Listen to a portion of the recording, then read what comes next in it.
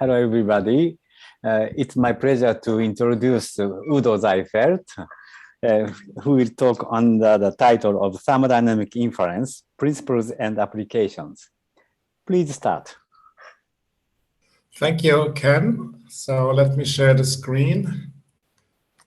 Okay, perfect. Thank you very much. So thanks, Ken, for the brief introduction, and also thanks to Shamik, Sourabh, and Arnab for putting this online meeting together. So it's about recent developments, and I think one of the recent developments in stochastic thermodynamics is the idea that we can use these relations to infer something about a system, some hidden properties which are not directly accessible. And this is what I would like to talk about and present results obtained in my group. So let me start for an introduction, briefly recalling the stochastic thermodynamics for systems based on discrete meso-states. And then inference always applies when we do not have full insight or full access to the system. So there is inevitably some coarse-graining, but this coarse-graining can happen on different levels. So we could lump states, or we could see some kind of aggregated states. We could look at certain transitions, or we could look at certain correlation functions, for instance.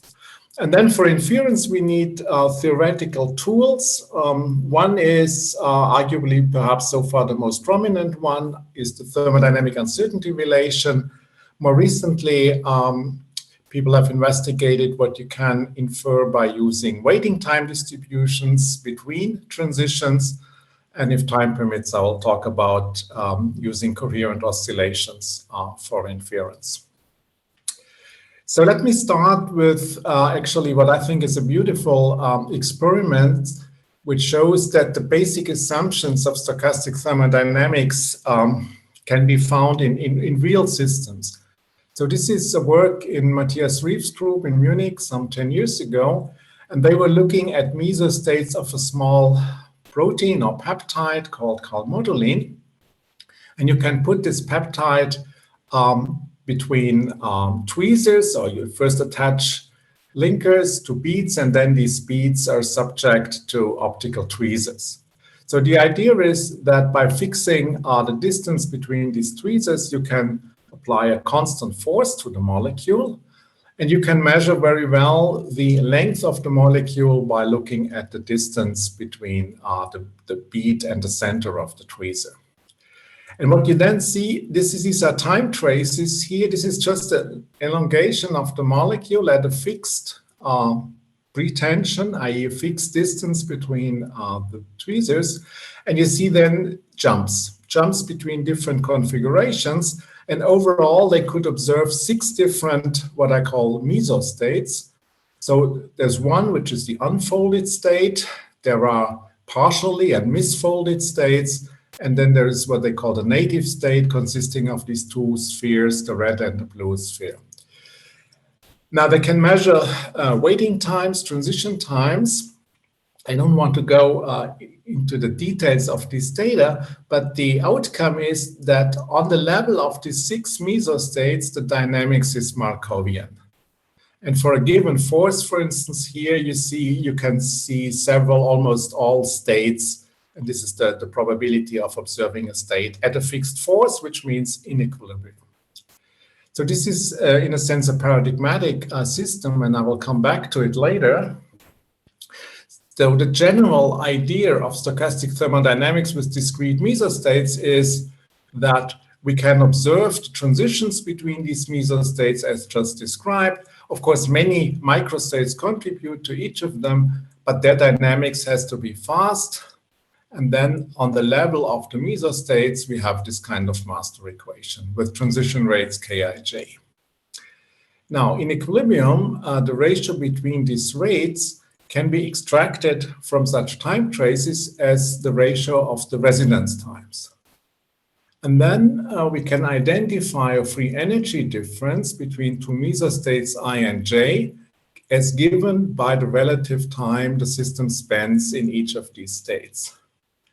And if they perform the experiment at a different temperature, which they have not done yet, one could even extract or split the free energy into internal energy E and intrinsic entropy S in the usual thermodynamic way. I'm stressing this here because these mesostate potentials, F, E, and S, are operationally accessible quantities from trajectory data. And throughout this talk, you will see that this idea that something is operationally accessible is a crucial one. I mean, there are many relations around which invoke quantities which you cannot access directly in the experiment. Okay. Now, I will mostly talk about driven systems. Quite generally, entropy production in driven systems is given by the the breaking of the time reversal symmetry. So the total entropy production along such a trajectory along mesostates is given by the log ratio between the probability of observing this trajectory divided by the probability of observing the time reversed one. And in non-equilibrium steady states, which will be the bulk of my talk, there are at least 3 representations for the average entropy production rate. You could either, a la Schnakenberg, sum over links, or you could sum over cycles, and then AC would be the affinity of a cycle. So the affinity of a cycle is given by the log ratio of forward and backward transition rates. Or you can sum over the physical currents times physical driving fields. Driving fields would be, for instance, the delta mu of an ATP hydrolysis or an external force from molecular motor. And of course, all these 3 relations are related among each other, so you can express one quantity through the other. Now, if you could observe on any of these 3 levels, the system, we would be done, and we would, for instance, have, or we could directly get the entropy production. But in general, this is not possible. You do not have full control on any of these levels. I mean, for instance, here, you can, of course, measure the experimental force, but it's often not so easy to know, for instance, the delta mu, and also not so easy to see the current associated with these fields. And that's where coarse-graining and inference come into play. So let me first briefly talk about coarse-graining states. So suppose the system has 9 meso-states, which are grouped into 3 coarse-grained states. So on the meso-state level, a trajectory would look like this one. On the coarse-grained level, you would have a trajectory like this one. Now, quite generally, when you have coarse-graining, if you apply this expression for the entropy production, which I just recalled, on the coarse-grained level, you get a lower bound on the true entropy production. And this is something which people in information theory have known for a long time, but I guess it was brought to our field by the late Chris Vandenberg and Juan Parondo and Kawai. Now, even analyzing the right-hand side of this inequality is not so easy because you need sufficient statistics. You need the full path probability on that coarse-grained level. And then typically one involves a second step of analysis and coarse-graining. So for instance, you could just look at the probability to be in one of these coarse-grained states and the average rate of transitions from which you would get this Kij. And then you can plug that into the kind of Schnakenberg formula, and you would get a lower bound and on this coarse-grained entropy production, which is a lower bound on the true entropy production. Or you could look at higher statistics. You could look at subsequent transitions ijk and their frequency, and then use the best Markov model which would reproduce the statistics. And this is what Skinner and Dunkel recently did in a very nice paper in PNAS. Or you could, rather than looking at the full trajectory weight, you could look at the weight of n tuples, discrete time series. This is something Boldam and Parondo did some 10 years ago.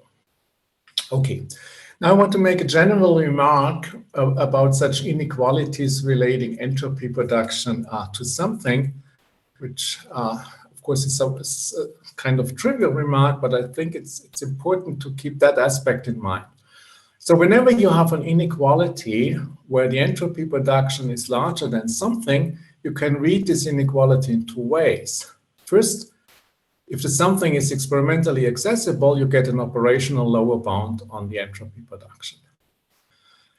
Or if the something is a desirable physical property, feature of the system, then such a relation will tell you the minimal thermodynamic cost of achieving this something. And the second aspect is the one which got me into this thermodynamic uncertainty relation, because the original question here was, what is the minimal cost of running a simple clock or a clock? And the simplest clock you can think of is this kind of clock where each jump of the hand of the clock is associated with some process. And in the simplest way, this would be just an asymmetric random walk. And then after a certain time, there is an output. And for instance, you want that after 1 minute, such a clock makes 60 steps with a second hand. But of course, such a clock at finite temperature will not be precise. There will be a variance. So sometimes after 1 minute, you may have 58 or 62 jumps. And this defines the diffusion or dispersion coefficient of the process. And then you look at the ratio, and this defines the uncertainty. And what you want, of course, is a very small uncertainty. And the original question was, is there a relation between the precision or the uncertainty and the cost of running this clock? Now, what is the cost? Well, stochastic thermodynamics tells us that the cost is the entropy production times the time, and the entropy production for 1 jump is given by this well-known logarithmic ratio expression. And this ratio between the rates, of course, is associated with the affinity, i.e. the chemical potentials or the chemical potential difference of the process generating the step. For instance, if that was a ATP-driven process, this would be just a difference in chemical potentials of ATP and ADP and PI. Now, these are all almost trivial relations, but when you combine them, you find that the product between cost and uncertainty squared is given by this hyperbolic function. And this hyperbolic function, irrespective of the affinity A, is always larger than 2 kBt. So here is a relation which tells you that a high precision will have a high thermodynamic cost. Now, the perhaps amazing result was that this relation holds not only for this asymmetric random walk, but it holds for any Markov process on discrete states. And this is something we conjectured with Andre, and it was proven a year later by the MIT group. So the cost is larger than 2 kBt divided by the uncertainty squared. So if you want to have a clock which measures time at a precision of 1%, you have to invest at least 20,000 kBt. And on the more theoretical level, it's a relation between the entropy production rate and the mean and the variance of any current. So you can combine the jumps Nij with any asymmetric weight Dij. This defines a current, and this current will obey this relation. And as a side remark, I want to point out, came quite as a surprise to me that Patrick Pitsonka recently could show that this relation does not hold for underdamped Langevin dynamics. Okay, so now let me use this thermodynamic uncertainty relation as a tool for inference. And I'm using here data on a molecular motor, which are actually from last century. So this was one of the first single molecule experiments. Kinesin is the motor. It runs along a track called microtubule, and it runs against a constant force, which is exerted by a feedback coupled laser tweezer to this speed. So the motor runs against a measurable controlled force. And then the experimentalists at the time, they measured the velocity, but they also measured the dispersion in the velocity, the diffusion constant, and expressed those two quantities in what is called a randomness parameter. And the data then looked like this. So as a function of ATP concentration, this randomness for various loading forces looked like this. Or as a function of the load for fixed ATP concentration, they found data like that. And of course, you see curves here, so you can now make a model of that motor and try to reproduce these curves. But you can also use now this uncertainty relation to get a model-free estimate on the efficiency, or model-free bound on the efficiency of this motor. And this works like this. So thermodynamic efficiency is the output divided by the input. The output of this motor is force times velocity. That's the mechanical power the motor exerts, let's say, on a weight. The input is not known because you do not know how many molecules the motor needs, or hydrolyzes, how many ATP it hydrolyzes when it runs against the force. But what we do know is that the entropy production is the difference between input and output. So we can replace the unknown input by the output plus the entropy production. And for the entropy production, we have this uncertainty relation, which leads to this upper bound on the thermodynamic efficiency of this molecular motor. And the right-hand side involves only experimentally accessible or measurable quantities, the velocity, the diffusion coefficient, and the externally applied force. And now I take the same data, which I've just shown you, and overlay this right-hand side. So let me explain the result by using this data point here. At this data point, the motor was running against a load of 2 piconewtons, and the experimentally measured randomness was 0.4 or something. Now our curve, the orange curve, is the 45% curve. This curve tells you that under these conditions, the motor is at most 45% efficient in transforming chemical energy into mechanical work. And I think this is a remarkable statement. Yes. Sorry. So maybe I'm missing. So this unknown part that is in the input that you are talking about. Yes. So as it is unknown, the motivation of using this entropy production, because it is unknown. Is it like that? Well, it is unknown because you cannot see how many ATP molecules the motor uses. Yes. But why then? So in the next step, that FV plus sigma is the entropy production, right? Sigma is the entropy production, yes. So look at this relation. The entropy production, very generally, is the difference between what you put in minus what you get out. Yes. So I say what I put in is what I get out plus what is lost, and the lost part is the entropy production. Okay. Yeah. Oh, yeah. Thank you very much. I'm very happy for these kind of interruptions in this online format. Yeah. Okay. So now we know that the efficiency is less than this right-hand side, and the right-hand side are measurable quantities. So I'm not saying that the motor is 45% efficient. I'm just saying it is not more efficient as 45%. 45% is an upper bound on the efficiency based on the experimentally measured data without any model input. Okay. So if you know more about your system, you get stronger relations. So this is the box here is a relation. The left-hand side is larger than 1 according to the uncertainty relation.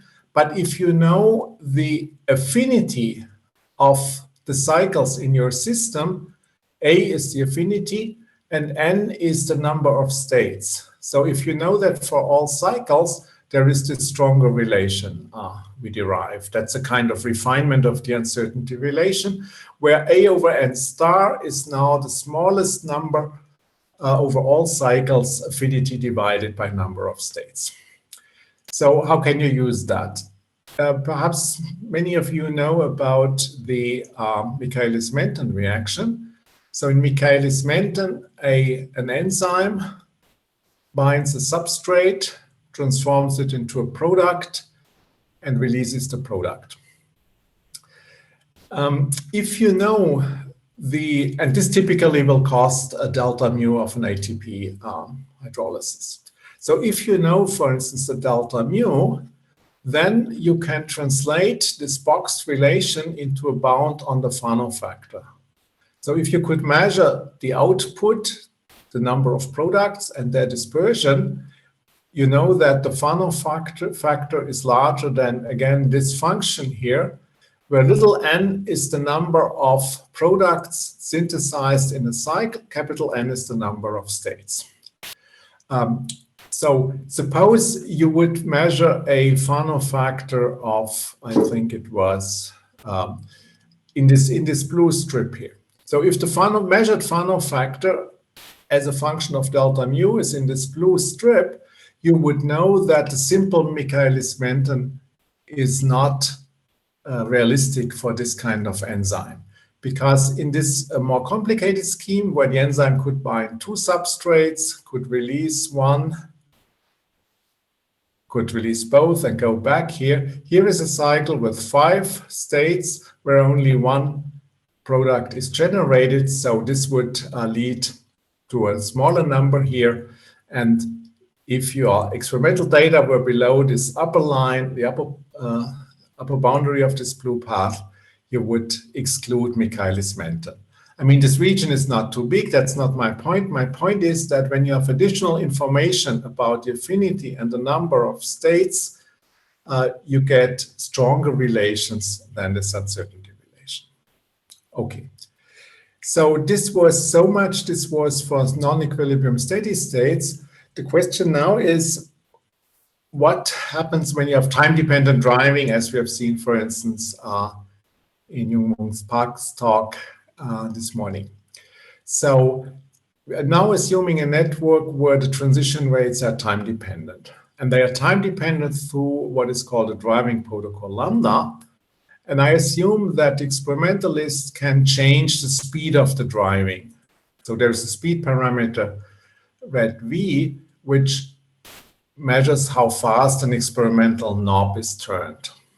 And the system is observed for a certain time, calligraphic t. And now what kind of observables do we have? For instance, we may look at the observable capital AI, which is the total time spent in state I. This observable has a mean, average AI, and it has a dispersion.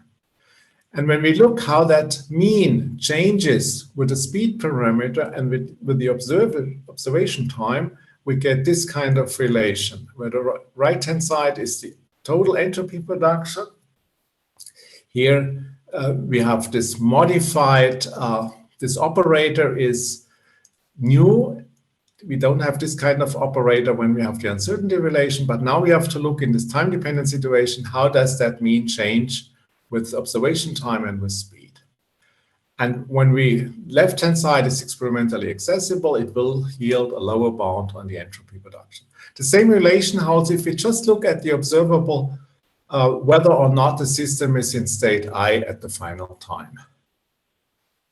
Okay, so now let me show you a real-world example where we use the data or the rates we have extracted in this Stigler experiment for this Kalm-Modulin unfolding. So now you assume that the force applied to the molecule changes linearly in time. It's a force ramp with speed v. And let's assume we just observe whether or not the system is in this state 1,2, F12 is that folded state at the final time. Now we take this observable, we look at the mean, we look at its dispersion, we look how that changes with the velocity, i.e. this ramp speed parameter. And then this diagram shows us the quality of the bound. So here we are using the red curve as a function of the speed. And you see here in the inset, for instance, we get about 40% of the entropy production by just looking at this observable at the final time. Or we can take the total time spent in the unfolded state during this process. This would be the blue curve. You see here in this range, we get about 80% of the total entropy production. You can also use a current-like variable, the green one, and again, you're in this range. So the bottom line is that by using, in a time-dependent situation, this generalized uncertainty relation, we can, in these systems, typically infer, again, something between 20 and 80% of the total entropy production with no model input whatsoever. You just have to look how long is your system in a certain state, or is it at a certain state at the final time? And so this, I think, is a nice tool for inference. Okay. So most of this was based on the tour and on generalization of the tour. Let me now come to a very recent development, which is inference from waiting time distributions that started with these papers, and I will show you the results we have obtained very recently. Okay, so what are waiting time distributions? Suppose we have here this four-state system with this diamond-like transition rates. And suppose we can only see the transition between 2 and 3 and 3 and 2. We do not see any of the other transitions. So in a true trajectory, we would only see these 2-3 transitions. And we're looking at the waiting time between two consecutive transitions. So what is the waiting time distribution between, let's call this 2 plus transitions or 2 minus transitions? And we're looking at the log ratio of these waiting time distributions, which in general will be a function A of t. So here are specific data how these waiting time distributions look like. Now, suppose we had a unicyclic system. So suppose this middle link here, this middle link connecting 1 and 3 was missing. Then we found that this waiting time, this ratio is actually independent of time. And this ratio yields the affinity of the cycle.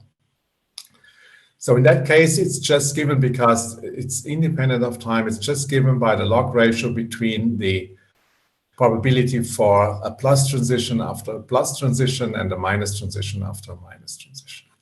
So in this particular case, for a unicyclic network, it's sufficient to observe one link in both directions to get the full affinity. Because if you have one link in both directions, you get from this relation the affinity and you have the current, so you get the full entropy production even. And this is better than the thermodynamic uncertainty relation, which would only give a lower bound, even in this unicyclic situation. You should, of course, appreciate that in a sense, it's the same data as the tour, because when you want to apply the tour, you also have to measure the statistics of these transitions, the mean and the dispersion. And typically, when you have this kind of data, you have the full waiting time distribution. Okay, so that's perhaps in hindsight not too surprising. I'm not going to show you the proof. You will find it in long appendices in this paper. But let me now show you a more interesting situation. Suppose we have a multicyclic system, and we again observe only one link. So here is a network, and we only observe 1,7 and 7,1. And again, we're looking at the log ratio of waiting time distribution between 7,1,7,1 divided by 1,7,1,7. And then in this multicyclic case, this log ratio becomes time dependent and may look, for instance, like this as a function of the time. Okay, what can we infer from such data?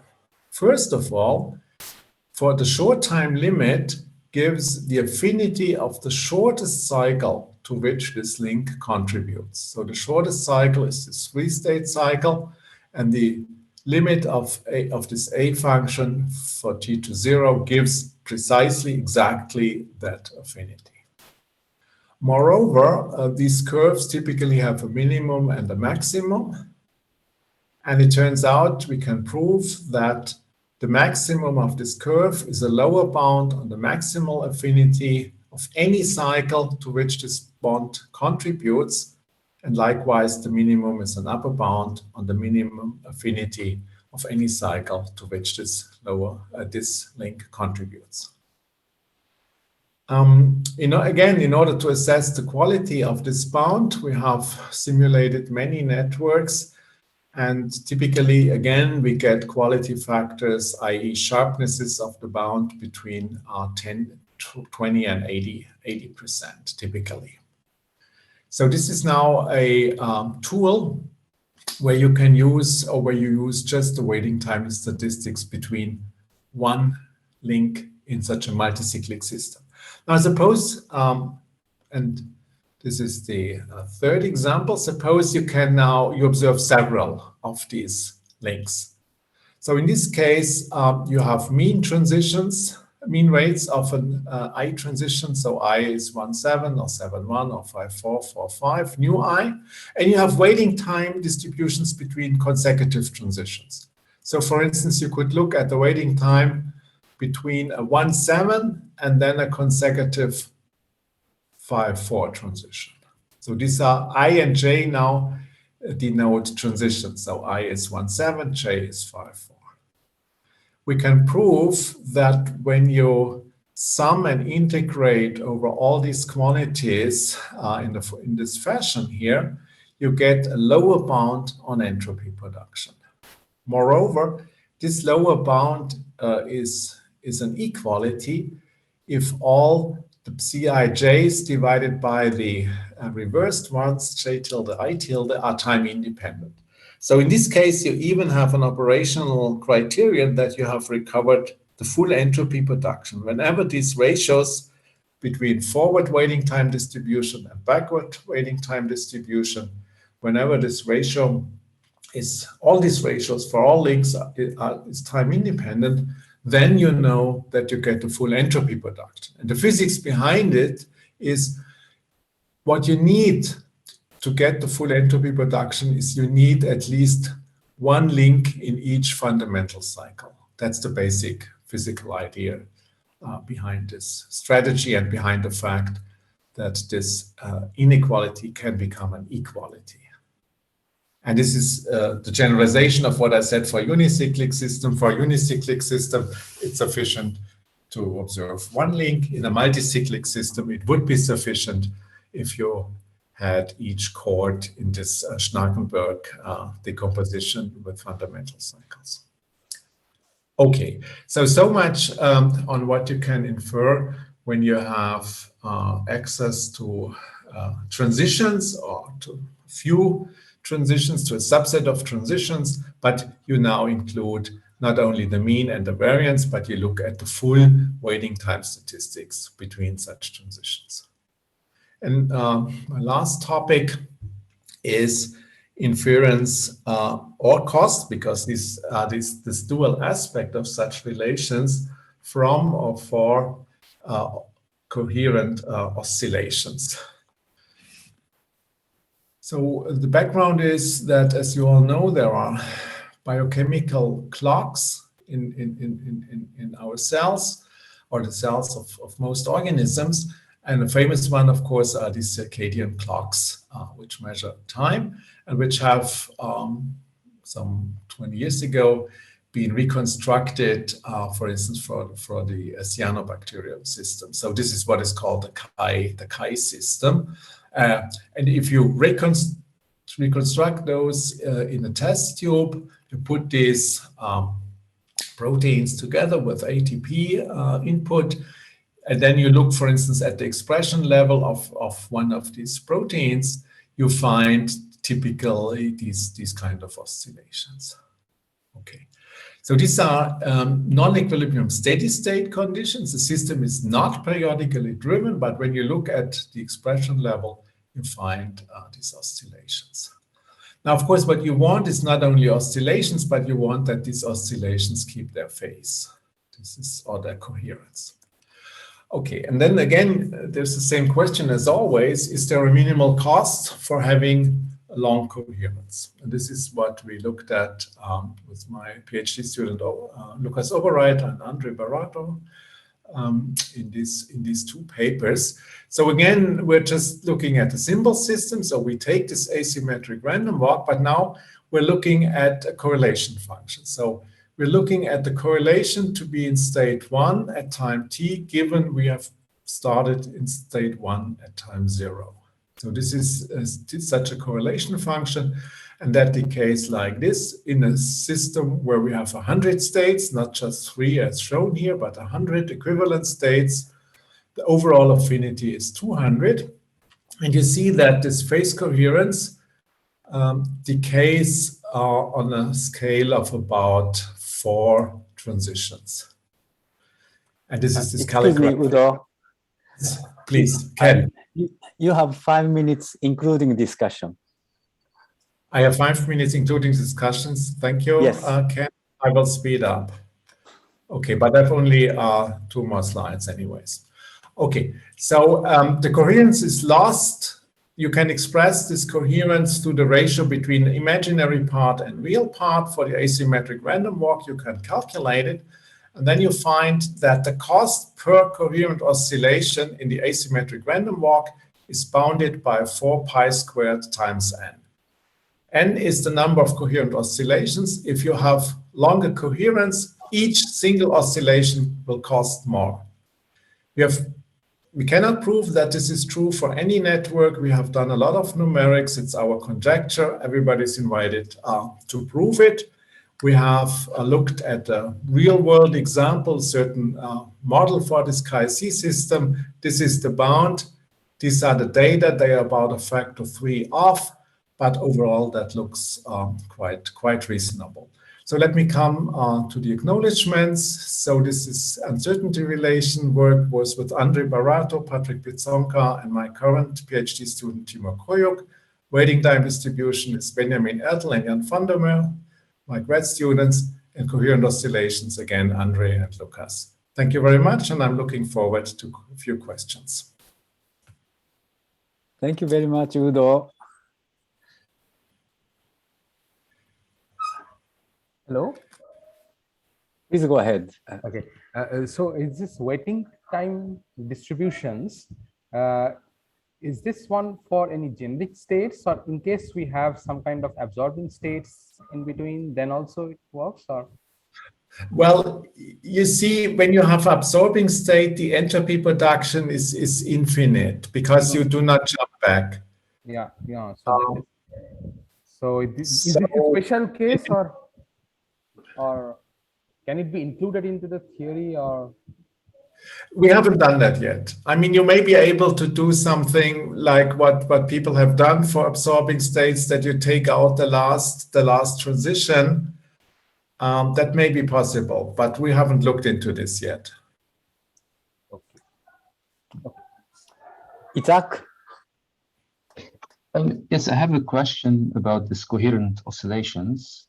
Yes. So does that also hold for Langevin dynamics or underdamped dynamics? So what's the regime of validity? Yes, it holds.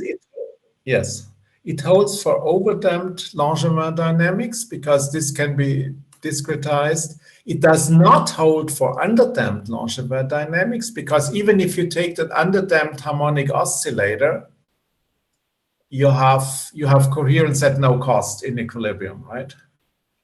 Yes, that makes sense. But no formal proof yet.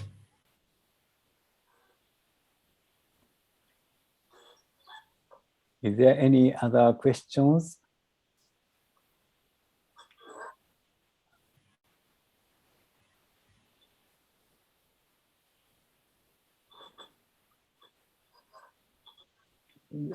Maybe I would like to ask one. So, sure, yeah. Is your framework applied to the autonomous motor, which consists of control and measurement? You mean a feedback-driven? I mean, I was only talking about autonomous systems. So our systems are autonomous. You provide a constant chemical potential for the ATP hydrolysis, and then the motor runs. If you have feedback-driven systems with measurement, this is we have not looked into this yet. Mm-hmm. That would be more complicated. And then, of course, the question is: do you include the cost of the measurement, or this would be a longer story, interesting story, but we haven't looked into that yet. Oh, there's a question from. Yes. Who? Is there any assumption on the finiteness of moments for the waiting time density? I guess in a finite system, you have this finiteness of the moments, and this is the only thing we looked at. So there may be pathological cases when you go to the infinite number of states. Okay. Edgar, please. Yes, so I just say something else about this question by Arnab, because we have almost a clone paper of Udo. So almost at the same time, we were able to, so we consider the same situation is a stationary Markov process in which is hidden. You only see one or few transitions. And in that case, you don't need assumptions. Almost any assumption, you can obtain analytical expressions for the distributions if you know the rates of the hidden Markov process. So if you know the underlying dynamics, you can compute the density analytically. There is a very good trick, which is also we use a trick from the paper of Ken for first pass times on the states, but we apply to transitions. And this is also in Udo's paper. So I think we both reach the same conclusion, and we can compute it without technical tool, calculate distributions using this kind of absorbing dynamics. But I understood the previous question, whether our results apply in the case when you have a genuine absorbing state in the system. And that's a different story. I see. Yes. Okay, time is over. Thank you very much. Sure. Thanks again. Thank you for the questions.